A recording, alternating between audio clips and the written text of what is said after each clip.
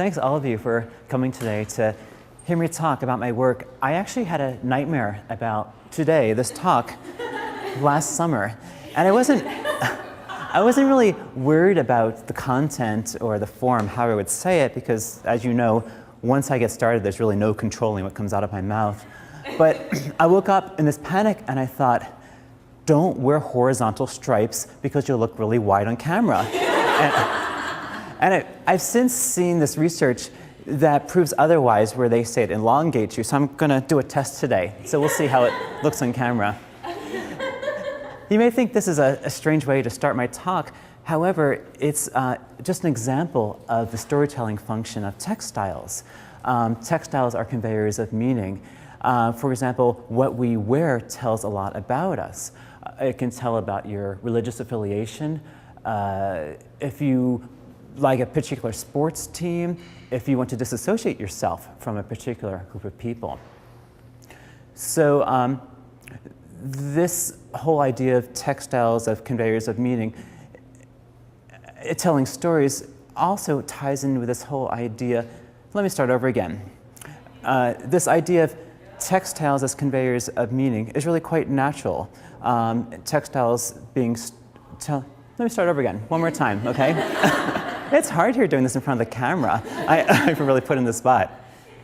This whole idea of textiles as telling stories and conveying meaning is really quite natural because the word textile and the word text, which is related to storytelling, both come from the same root.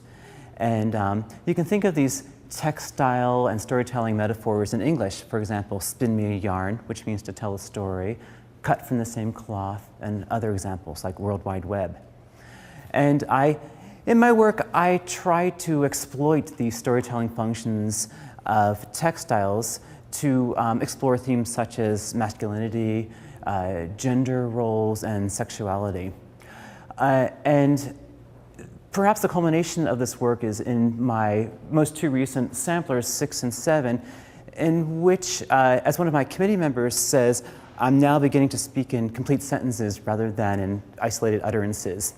So I'm actually not going to speak too much about my work today because last year I was presenting my work to a faculty member and he said, Bren, your personal history is very interesting. I didn't ask him if he thought my personal history was more interesting than my work because I've learned not to ask questions I don't want to know the answers to. So I'm going to talk a little bit about my own personal history. I was born in the 1960s and spent most of my childhood in the 70s when this craft renaissance was going on. So I did all sorts of crafts of the 70s, like sand art, decoupage. Those older people of you, what other ones were going on in the 70s? Macrame, hooked rugs. Interestingly enough, I really didn't do too many textiles, but there was this textile tradition in my family. My grandmother, she crocheted Afghans. My mother's a quilter. My sister, she now makes costumes for local theater productions. My brother's a puppeteer. He actually makes his own puppets and costumes for his puppets. I have two other siblings.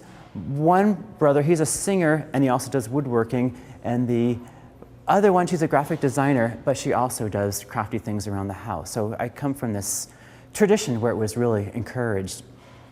However, as a little boy, I quickly learned that certain crafty things I shouldn't be too open about. I think boys are given this pressure to conform to a certain mold from early on, so I quickly went into the closet about that. And speaking of the closet, in terms of my own emerging sexuality, as a youth, I gave this example in yesterday's art history class at which I spoke. It was 1972, and Mark Spitz had won 7 gold medals in the Munich Olympics. And I remember I used to go up to my mother's sewing room and sneak peeks at this picture of Mark Spitz wearing a Speedo with his 7 gold medals. And I knew, even at age 8, no one had explicitly told me, but I knew that I couldn't tell anyone that I liked to look at those pictures. So I kind of went into the closet about that. Another, I think, important influence for me was that my mother and I spent many hours playing Scrabble. And that instilled in me a love of language, which intersects with my current art practice and also ties in with this whole storytelling aspect of textiles. So I pursued a relatively normal life, went to college, had a few jobs, and then in 1996 I was living in Los Angeles. I wanted to take a pottery class at the Barnsdall Arts Center, but the pottery class was full. I said, well, what the hell? I'll take weaving, that's open. Can I say hell in this talk? I said worse words than yesterday's talk, but anyway. So I signed up for weaving, and it was just this natural connection to my love of language and my family's history.